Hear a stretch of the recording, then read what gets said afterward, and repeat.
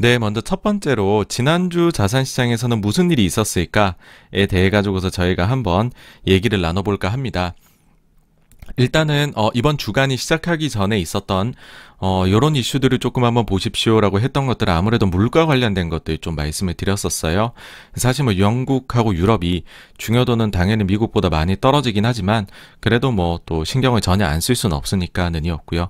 사실 본 게임이라면은 수요일 밤 뭐 미국으론 수요일이었고 우리 한국으로서는 이제 목요일 새벽 3시였죠. 이제 4월 FOMC 회의록 봐야 된다였고 요게 본 게임이었죠. 그리고서는 매주 나오고 있는 신규 실업수당 청구 건수, 고용이 중요하니까 봐야 된다였고, 그리고 이제 우리나라에 좀 영향 줄 만한 것들이 뭐 반도체 관련된 거나, 그리고 이제 한미 정상회담, 요런 거였습니다. 그럼 실제로 이제 지난주 어떻게 흘러갔는지 보면은요. 일단은 월요일 시작을 할 때 사실 이제 시작하기 전에 조금은 좀 우울했었죠. 왜냐하면은 암호화폐 시장이 계속해서 좀 시세가 나쁘다 보니까 사람들이 많이 우려를 하고 했잖아요. 뭐냐 하면은 암호화폐 같은 데에도 많은 돈이 지금 들어가 있고 만약에 여기에서 폭락이 나타나게 되면은 사람들 주머니가 굉장히 가벼워져서 주식 시장에도 안 좋은 영향을 미치지 않겠느냐, 뭐 이런 생각을 하시는, 좀 걱정하시는 분들이 계셔서 암호화폐가 폭락하고 있는 것, 여기에 대해서 이제 위험자산 센티멘트가 좀 나빠지나 보다, 뭐 그런 이제 의문을 품고서 한 주가 시작이 되었습니다. 한국은 이날 이제 월요일까지가 실적을 마지막으로 이제 내야 된 날이었습니다. 그래서 이제 이날 정말 많은 기업들이 실적을 냈고, 특히나 아마도 좀 중소형주를 하신다라고 하면 이날에 실적들이 거의 다 몰아서 나와서 아마 굉장히 바빴던 날이 아니었을까 그런 생각이 드네요. 뭐 물론 대형주들은 미리미리 냈으니까는 약간의 확인 차원에서 재무제표 들어본다 정도였고요. 그리고 이날 사실 이제 그 전주 금요일날 주식시장 끝나고서 메리츠 금융그룹에서 이제 뭐랄까요, 이제 중기 배당 정책을 내놓았습니다. 근데 이게 조금은 시장에서 안 좋게 받아들여졌고, 메리츠가 3개가 상장이 돼 있어요. 지주, 증권, 화재. 근데 그 3개 모두 다 10% 중반 정도로 폭락이 나타났던 날입니다. 요 이슈는 뒤에서 말씀드리겠습니다. 서구 증시로 넘어가서도 계속해서 암호화폐 시장의 불안감이 엄습해 있었습니다. 근데 굳이 이제 조금 좋은 점을 찾자면은 미국하고 EU가 관세 철폐에 대해 가지고 논의를 하고 있다라는 거였습니다. 이게 어떤 뉴스였냐 보면은요, 지난 2018년 3월에 트럼프가 관세를 부과를 했습니다. 뭐냐 하면 유럽하고 아시아산 철강과 알루미늄에 대해서 무역 확장법 232조를 적용해서 관세를 부과한다고 했죠. EU의 경우에는 철강이 25%, 알루미늄의 10%의 관세가 이때 매겨졌습니다. 그러자 EU도 이제 보복 관세를 부과를 합니다. 철강, 위스키, 그 다음에 오토바이, 청바지 요런 데다 했고요. 요게 이제 지금은 25%가 매겨져 있는데 EU에서는 이 보복 관세를 한 단계 높여서 다음 달 1일, 그러니까 6월 1일부터는 50%로 인상하는 보복에 나설 예정이었습니다. 그런데 다음 달에 이제 미국 EU 정상회담이 정상회담을 앞두고 있거든요. 그러다 보니까는 이렇게 좀 안 좋은 이슈를 그렇게 끌고 갈 필요가 있느냐. 특히나 이제 다음 달부터는 2배로 인상이 되는 게 있잖아요. 그러니까는 바이든은 중국 견제를 위해서 뭐 이런 목적도 있는 거죠. 그래서 EU와 대립보다는 협력을 원한다는 메시지를 보냈고, 그래서 현재 수준에서는 일단은 더 올리지 않기로 결정을 먼저 내린 후에 아예 철폐까지 가는 것, 여기까지 논의가 될 것으로 지금 기대가 되고 있다라고 합니다. 그러니까 저희 이제 최근에 86번가에서 미국의 외교에 대해서 계속해서 다루고 있습니다. 미국 외교 다루고 있는 이유는 아마도 요 다음번에 있을 좀 증시에 영향을 미칠 만한 요소 중에 가장 중요한 것 중에 하나가 아닐까라고 생각이 되어서이고요. 그랬을 때 미국의 전략은 기본적으로는 중국은 견제라 하고, 그렇지만 좀 질서정연하게 트럼프 때처럼 좌충우돌은 아니고, 그리고는 이제 트럼프 때는 동맹국들도 못 살게 굴었는데 이번에 바이든 정부는 동맹국들을 규합을 해가지고 반중 전선을 아주 크게 만들어 나갈 것이다 라는 거였고, 뭐 사실 이런 부분들은 모두 생각을 하고 계시잖아요. 그런 것들이 이런 모습으로 하나씩 나오고 있다, 이렇게 보시면 될 것 같습니다. 그래서 뭐 이날 증시는 그렇게 특별할 것은 없었습니다. 움직임 보시면은 다 이제 뭐 아주 소소한 움직임이었고요. 화요일입니다. 화요일 보면 아시아 증시는 여전히 좀 방향성이 없습니다.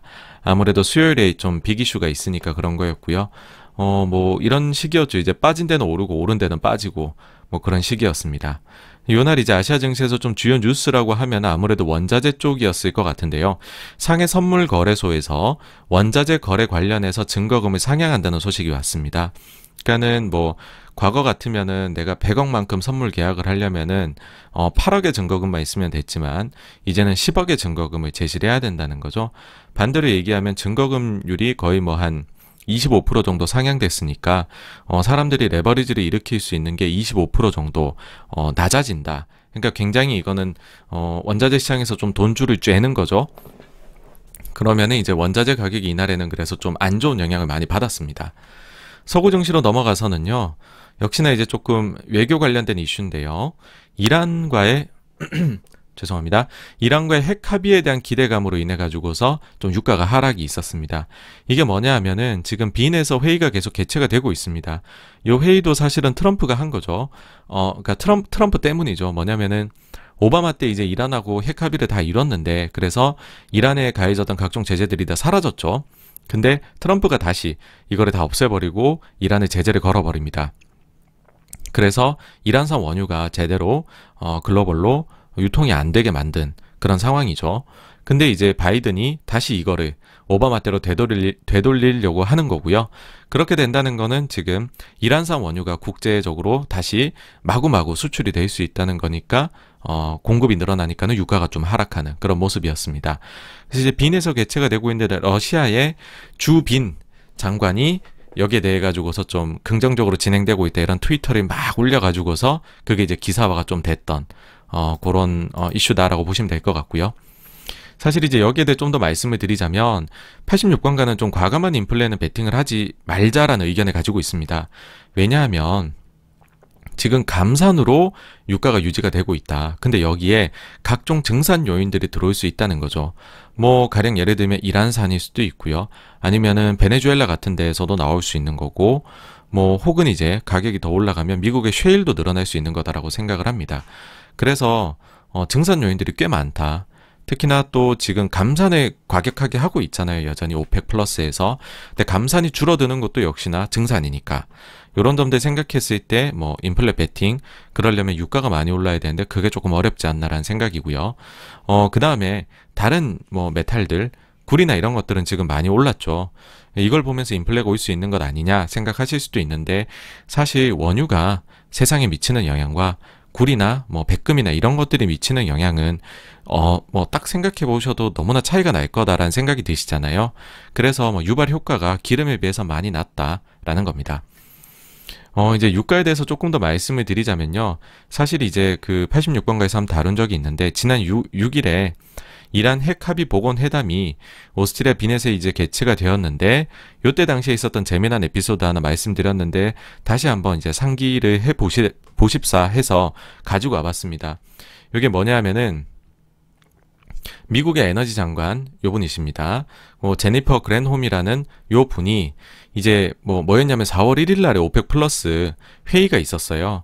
요때 회의에서 과연 감산이 줄어들 거냐, 그러니까 증산으로 가느냐 마느냐 여기에 대해서 의논을 나누는 자리였고 당시 시장의 콘센서스는 뭐 변동 없지 않을까, 감산 완화 결정 안 할 것 같아 라고 했는데 전격적으로 인해 감산 완화 결정이 있었습니다. 근데 요게 있기 전날에 사우디 에너지 장관이 압둘 아지즈하고요 요분하고 전화 회담을 가졌었다는 얘기가 나왔습니다. 요거를 이제 보시면은 4월 1일자죠. 이렇게 요번에 트위터로 남기셨습니다. 요때 당시가 보면 미국의 휘발유 소매 가격이 갤런당 3달러 수준이었고 아마도 조치가 3달러는 넘기기 싫어하는 좀 그런 뭐 일종의 라인인 것 같아요. 그래서 조치가 나온 것 아닌가 하는 생각입니다. 여기서 저희가 생각할 수 있는 건 여전히 미국은 사우디에 굉장히 큰 영향력을 미치는 국가이다. 그러니까 미국 입장에서 과도한 인플레가 올 것 같으면은 여러 가지로 이렇게 조금 손볼 수 있는 부분이 많다라는 걸 한번 말씀드리고 싶습니다. 네, 오지혜님, 아이고 이렇게 후원해 주셔서 너무 감사드립니다. 네, 그리고 DSHGHDK님도 안녕하세요, 반갑습니다. 네, 도아님도 오셨군요. 아까 인사드렸죠. 네, 죄송합니다.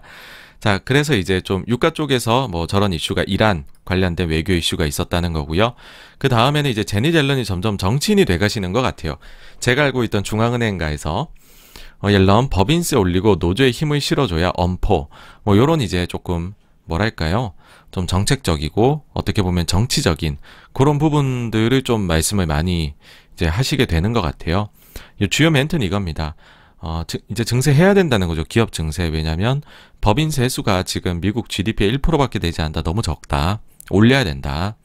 그리고 임금 상승이 정체가 돼 있다. 그래서 임금 노동자들이 기업 이익은 뭐 그런 그래프 보시잖아요. 기업 이익은 이렇게 올라가고 임금 노동자들은 이렇게 옆으로 기고 있는 그 주된 이유로서 뭐 여러 이유가 있겠죠. 여러 이유가 있는데 그 주된 이유로 꼽는 게 전문가들이 노조의 협상력이 약해졌기 때문이란 얘기를 해요.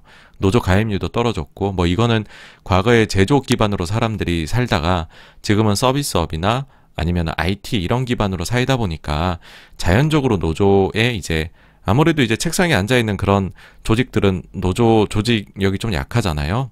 잘 가입도 안 하려고 하고. 그래서 이제 협상력이 좀 약해졌기 때문이다.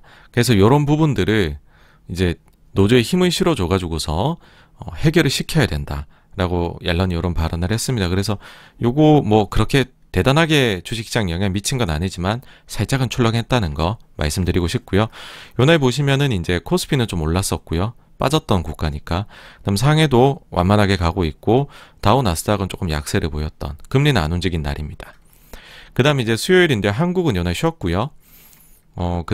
주 4일 근무 너무 좋은 것 같아요. 이제 수요일 정도쯤에 하루 딱 쉬면 정말 좋은 것 같아요. 이게 일주일을 딱 살아가는 데 있어가지고서 아주 큰 에너지가 되지 않나 그런 생각이 듭니다. 이제 아시아 증시는 방향성이 굉장히 상실된 모습이었는데 역시나 이제 중국에서는 뭐 증시 쪽은 아니고 원자재 쪽으로 좀 코멘트가 나왔습니다. 요날도 강세 발언, 강한 발언들이 좀 나왔는데요. 요게 이제 국무원에서 나왔습니다. 요거는 사실 일주일 전에도 나왔어요. 바로 일주일 전에 이제 리커창 요분은 아주 영향력이 있죠. 요분이 가격 안정화를 강조한 데 있어서 일주일 만에 또 강세 발언이 나왔다는 거. 그래서 굉장히 지금 원자재 시장을 어떻게 보면 중국 정부에서 강하게 옥죄고 있다. 그런 점들을 좀 느끼실 것 같아요. 그 다음에 이제 물가가 나왔는데 뭐 특별한 거 없이 나왔습니다. 그래서 요거는 별 이슈 안 돼서 넘어갔고요. 그 다음에 이제 새벽 3시 돼서 4월 FOMC 회의록이 나왔습니다. 뒤에 가서 굉장히 자세하게 말씀을 드릴게요. 근데 여기서는 짧게 두 줄로 말씀드리자면 매파적으로 보일 수 있었던 회의였다는 거고 이제 요 한 줄 평입니다. 예. 한 줄로 딱 했을 때 보면 매파적으로 보일 수 있었던 회의였다라는 거였고요. 근데 의외로 시장이 좀 잘 버텼어요. 뭐 매파적이라면 금리는 오르고 증시 확 빠져야 되는 거잖아요. 근데 보시면 다우가 조금 빠지고 나스닥은 약보합. 요거 보면 좀 이상하시죠? 뭐냐면은 좀 매파적이다라고 하면 당연히 다우가 좋고 나스닥이 나빠야 되잖아요. 근데 보시면은 다우가 오히려 나스닥보다 더 빠졌었다는 거. 요 회의록 나온 이후에는. 그리고 금리는 결과론적으로 보면은 그 전날에 비해 오른 것 같지만 사실은 요 모습이 요렇게 올라가고 있다 회의록 나오고 톡 튀었다가 다시 빠져서 그 밑으로 떨어져 가지고 끝난 거거든요. 그러니까는 사람들이 이제 경계감을 가지다가 오히려 회의록이 나온 이후에는 살짝 떨어져서 끝이 났다. 그러니까 금리도 좀 크게 오르다 말았고 그 다음에는 다우보다 오히려 나스닥이 좀 더 강했네. 와, 좀 이상하다 매파적인데 그런 하루였습니다. 목요일 이제 아시아 증시는 이렇게 애매한 결과가 나오니까 계속 횡보입니다. 뭐 코스피 마이너스 0.3%, 상해종합 마이너스 0.1%였고요. 그다음 매주마다 이제 강조되고 있는 실업, 고용이죠. 고용 쪽 숫자를 보시면은 예상치가 45만인데 발표치는 44만 4천. 그러니까 더 잘 나온 거죠, 예상치보다. 그래서 고용은 참 여전히 좋구나. 뭐 그런 거를 느끼게 만들었습니다. 그리고는 이제 미국 재무부에서 가상화폐 1만 달러 이상에 대해서는 1만 달러 이상 거래에 대해서는 국세청에 보고를 의무화해야 된다라는 보고서가 나왔죠. 그래가지고서 사실 지금 주말 내내도 그렇고요. 가상화폐 쪽이 코인 쪽이 계속해서 지금 나쁩니다. 뭐 일주일 내내 이런 뉴스 나온 것 같아요. 금리는 보시면은 딱 보이시죠. 그 전날에 올랐던 거 다 토해냈습니다. 그러니까는 이제 느껴지는 게 회의록 나온 이후에 오히려 확연히 금리는 떨어지고 있고 나스닥은 오히려 1.8% 올랐어요. 다우는 0.6% 오르고 그 전날에도 다우는 마이너스 0.5%였고 나스닥은 약보합이었는데 나스닥이 굉장히 이틀 연속 강세를 보였습니다. 독특하죠. 이제 금요일이 됐습니다. 한국 증시의 경우에는 전에 보면 미국 증시가 굉장히 힘차게 상승했잖아요. 그래서 힘차게 출발을 했으나 뭐 이제 외국인 매도, 선물 매도 나오면서 쭉 힘 빠지고 끝이 나는 모습이었습니다. 결과적으로는 마이너스 0.2%로 끝이 났어요. 이제 여기에 대해 가지고서도 좀 많이들 궁금해 하시는 것 같은데, 제가 보기에는 일단 이런 요인이 있는 것 같아요. 뭐냐면, 최근에 좀 외국인 매도가 강한 이유는 아마도 다음 주 목요일에 있을 MSCI 변경, 요때 이제 한국이 지금 또 순유출 국가입니다, 지금. 뭐, 예상하시는 데 따라 좀 다르기는 한데 1조에서 2조 정도 순유출이 있을 것으로 보는데, 그런 이제 그 거래가 이게 사실 종가에 이제 딱 1조가 팍 들어오고 이런 게 아닙니다. 그 전에 이거를 또 추종하거나 요거를 이제 BM으로 삼는 곳들에서는 미리 조금 조정을 하거든요. 그런 부분들이 나타나고 있는 것이 아닌가라는 생각이 듭니다. 서구 증시는 가보면요, 패트릭 하커라고 필라델피아 연준 총재가 있거든요. 여기도 이제는 좀 테이퍼링을 빨리 하자는 주의 쪽으로 돌아섰습니다. 요날 인터뷰 이렇게 했고요. 그 전에 이제 테이퍼링 빨리 하자는 주의자는 연준에서 지금 로버트 카플란 달라스 연준 총재입니다. 요분이 지금은 조기 테이퍼링 론자인데, 요분에 이어서 패트릭 하커도 조기 테이퍼링 론자에 합류를 했다. 근데 이게 참 재밌는 거는요, 여러분, 요 두 분은 올해 투표권이 없어요.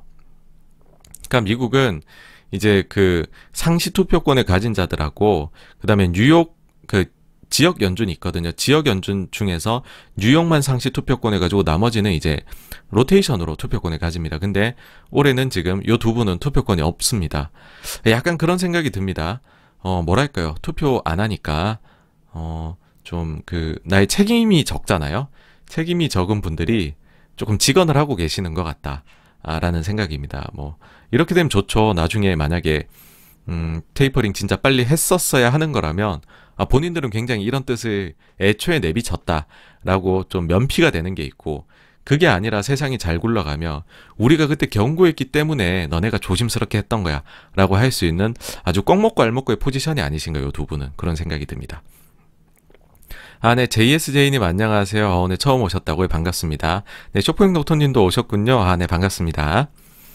자, 그리고는 이제 86번가에서 미국의 이제 세금 관련된 거 나올 때마다 업데이트 좀 드리는데요. 글로벌 최저 법인세율에 대해서 미국이 또 불을 지폈죠. 그러면서 21%를 처음에 제안을 했으나, 역시나 세금 관련해서는 이번 정부는 계속 양보할 거다라는 거를 말씀을 몇 차례 드렸잖아요. 21에서 15%로 정하자, 이렇게 좀 미국이 양보를 했다는 소식입니다. 그리고 이제 한미 정상회담에서는 뭐 제가 보니까는 뭐 특별한 내용은 없지 않나.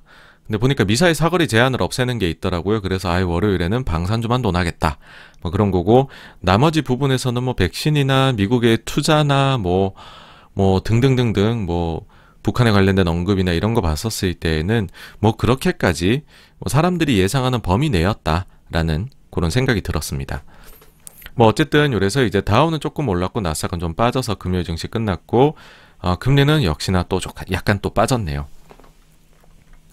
요 정도가 이제 증시 관련된 소식이었고요. 그 다음에 보시면은 이제 주중 내내 조금 달궜던 소식은 역시나 이제 가상화폐, 암호화폐, 코인 시장입니다. 여기에 대해서 계속해서 지금 견제가 들어오고 있습니다. 제도권에서요. 미국 같은 경우는 아까 전에 $10,000 이상에 대한 뭐 얘기 드렸죠.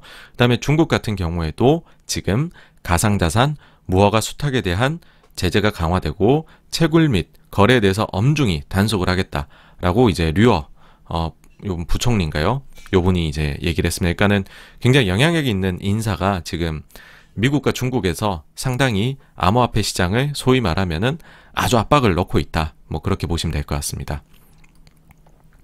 사실 이제 여기서 드리고 싶은 얘기는 뭐 이쪽에 트레이딩을 하시는 분들도 계시겠지만은 86번가에서 뭐 얼마 전에 라이브 중에 이게 사실 비트코인만 딱 놓고 봤었을 때에는 51선을 지지받고 올라갈 때는 항상 좋았고, 반대로 51선을 깨고 내려왔을 때는 좀 지지부진했는데, 이번에 51선이 깨졌다, 그래서 좀 주의하시는 게 좋을 것 같다 말씀을 드린 적이 있는데, 여지없이 지금 51선 깨고 내려오고서는 제대로 회복을 못하고 있는 모습입니다. 근데 이제 또 이쪽을 거래를 안 하시는 분들도 이쪽에 대해서 관심을 가지시는 거는 보니까는 혹시나 이게 뭔가 일종의 그런 좀 연관 효과, 유관 효과를 발휘를 해서 증시에도 안 좋게 작동을 하면 어떡하나 그런 걱정들이 있으실 것 같아서 조금 내용 정리해 본 건데요. 뭐냐면 지금 암호화폐 시장의 사이즈가 뭐 대략적으로 뭐 가격이 워낙 변동이 심하니까 긴 한데 금 시장 정도 사이즈잖아요. 그러면은 이런 질문이에요. 그러니까 뭐냐면 여러분들은 금이 폭락하면 증시가 폭락할 것 같으신가요? 라는 겁니다. 한번 저희 뭐 라이브에서 요 비슷하게 말씀드린 적이 있기는 하죠. 근데 사실 이렇게 여쭤보면 금이 뭐 30% 빠진다고 미국 주식이 20, 30% 빠질 것 같다는 생각은 안 드시잖아요. 그쵸? 근데 암호화폐가 빠지면은 막 증시도 갑자기 폭락할 것 같은 생각은 좀 드는 거죠. 근데 사실 둘의 시장 사이즈는 비슷한데, 그쵸? 그러니까 현실 세계로 오면 다른 시장이 훨씬 큽니다. 지금 증시나 뭐 아니면은 저기 뭐 채권이나 부동산이나 이런 게 훨씬 크죠. 그래서 이제 보면은 지금 이제 암호화폐 뭐 이런 것도 있어요. 좀 자극적으로 봐서는 암호화폐 가치가 뭐 몇 프로나 하락했다. 뭐 시가총액이 몇백조가 날아갔다. 뭐 이런 식으로 기사가 나와요. 그러면은 얼핏 드는 생각이 와, 손실을 입은 사람이 입은 금액이 몇백조면 야, 그러면 다른 데에도 당연히 영향이 오겠네 라고 얘기를 할 수 있습니다. 근데 이게 전체 시총으로 보면 그렇다는 거고요. 사실 이제 이게 탈중앙화라는 걸 모토로 해서 나온 암호화폐인데 사실 소유권은 굉장히 소수에 집중되어 있다는 거는 뭐 여러분들께서 잘 아시잖아요. 그러다 보니까는요, 이 임팩트가 적다는 거예요. 무슨 말이냐면 가지고 있는 소수들, 아주 집중되어 있는 소유권이 그 소수들은 굉장히 부자일 가능성이 있겠죠, 당연히. 그쵸? 그러면은 이분들 입장에서는 이게 뭐 50%가 하락해도 그분들의 구매력이나 투자에 있어서는 전혀 거의 영향이 없을 거다라고 생각을 합니다. 그러니까 사실 시장 사이즈는 이만한데 분산이 잘 돼 있으면은 이만큼의 사람들이 영향을 받을 거고요. 시장 사이즈는 똑같은데 분산이 요만큼만 소액주주들한테 있고 나머지를 대주주가 가지고 있으면 사실 이거는 폭락을 해도 세상에 미치는 영향은 좀 적다는 거죠. 그러니까는 개인 투자자의 경우에 지금 분산이 제대로 안 돼 있는 게 암호화폐 시장이고, 그래서 시총은 많이 빠져 보여도 실제 피해액은 그만큼 크지 않을 수 있다는 겁니다. 그래서 가령 이제 주식이 10% 빠지는 거하고 코인이 10% 빠지는 거는 개인 투자자 분산이라는 기준으로 봤었을 때에는 영향이 완전히 다르다. 뭐 그렇게 생각하시면 되지 않을까 생각합니다. 그리고는 이제 미국채 10년물하고 51선을 계속해서 좀 집중해서 보고 있습니다. 보시면은요, 여기 차트인데 빨간 선이 이제 51선 차트입니다. 계속 해가지고서 요거를 지지받고 올라가고 있어요. 이걸 깨고 내려간 적이 없습니다, 지금. 코로나 이후로. 근데 5월 초에 살짝 내려갔다가 또 귀신같이 회복을 했고요. 요때가 이제 인플레가 확 뭐 숫자가 높게 나왔죠. 그러고서는 이제 회의록 나오고는 또 오르는 듯 하다가 지지부진. 하여튼 지금 여기에 걸려 있는 지가 지금 한 달째입니다, 여러분. 그럼 이거가 이렇게 가다가 어디로든 방향을 잡을 거거든요. 근데 그 방향 잡는 게 제가 볼 때는 아마도 6월 FOMC 16일입니다. 요때 정도의 가르마를 타지 않을까라는 생각이고, 뭐 만약에 그 전에 잡는다면 그거는 6월 초에 지표들 나오거든요. ISM, 그다음 고용, 그다음 인플레 지표, 여기에서 좀 쇼킹한 숫자가 나오면은 방향성이 미리 잡힐 수도 있는 것 같다 라는 건데, 뭐 그냥 보편적으로 생각했었을 때는 6월 중순에서 FOMC가 중요한 거 아닌가 하는 생각입니다. 그리고 이제 지금 인플레 지표를 워낙 사람들이 중요하게 보다 보니까, 그러면은 요게 나올 때 지난달 숫자가 나올 때 좀 시장에 충격을 안겨다 줬던 일회성 요인이 있었죠. 그게 중고차 지수가 올라가지고서 사실 지난달에 발생한 인플레의 3분의 1을 오로지 중고차 하나 가지고서 설명을 했는데, 그러다 보니까 이 중고차 지수는 사실은 요 숫자가 발표되기 전에 좀 미리 힌트를 얻을 수 있는 게 있다고도 말씀 그날 드렸습니다. 뭐냐 하면 매달 이제 5영업일제에 나오게 되는 맨하임의 중고차 지수가 있는데 요거를 한번 봐야 되지 않을까, 그런 생각입니다. 그래서 이제 총평을 해보면은요, 전체적으로 뭔가 꺼림칙함을 투자자들은 좀 느껴가고 있는 것 같아요. 근데 여기에는 뭐 이유가 있죠. 뭐냐면 아무래도 연준이 약간은 좀 의심스러운 거예요. 굉장히 비둘기적이었었어야 되는 연준인데 최근 좀 안 그런 것 같고, 그 저변에는 연준이 아무리 아니다라고 해도 인플레가 일시적인지 아닌지 이거를 확인할 길이 없다라는 의구심이 깔려 있다라고 또 말씀을 드릴 수가 있을 것 같아요. 근데 요런 약간의 꺼림칙함만으로 다 팔고 나오기에는 실적이 너무 좋은 거죠.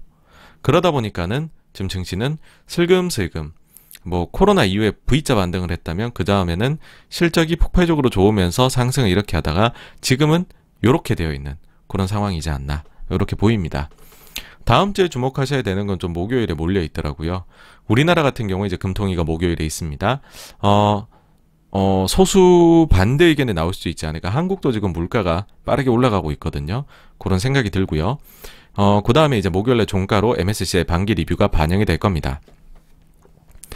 보시면은 이제 해외 주요 지수 중에서 지금 MSCI하고 FTSE 두 가지가 있죠. 근데 제가 느끼기에는 이거는 뭐 아주 그런 뭐 증거는 없습니다. 없는데 FTSE는 조금 미리부터 반영이 되고 MSCI는 금액 중에 상당수가 종가에 반영됐었던 기억이 나거든요. 그래서 종가에서 미치는 영향력은 MSCI가 더 컸었던 그런 기억이 납니다. 그래서 요날 종가 한번 보시면서요. 뭐 소소하게 기회를 찾으실 수도 있을 것 같다는 생각이 듭니다. 그리고는 이제 매주 목요일에 나오고 있는 신규 실업수당 청구 건수는 늘 좀 중요하게 보셔야 될 것 같고요. 그 다음에는 이제 금요일날 새벽 2시에 역시나 이제 로테이션 트레이드 2월 말부터 해가지고 금리가 팍 튀었죠. 그러면서 증시 색깔이 많이 변했는데 그거의 시작점이 이제 2월 말에 있었던 미국채 7년물 입찰이 부진하면서였습니다. 그러니까 요렇게 이제 뭔가의 그 시작점이 된 거는 계속 눈여겨봐야 되더라고요. 그래서 요것도 보시면 좋을 것 같고요. 그 다음에는 이제 미국 개인 소비 지출 물가 지수 요게 나옵니다. 그래서 금요일날 요거까지도 좀 보시면 어떨까 하는 생각입니다. 네, 상윤아 님도 안녕하세요. 반갑습니다. 네, 그렇게 해가지고서 사실 이렇게 정리를 하고 나니까 약간 좀 안고가 빠진 찐빵 같네요. 왜냐면은 제일 중요한 거를 좀 뒤에 빼버려가지고 FOMC 회의록이죠. 뭐 어쨌든 요 정도에서 지난주 자산시장에서는 무슨 일이 있었는지를 마무리를 하고요. 어서 다음 주제로 넘어가도록 하겠습니다.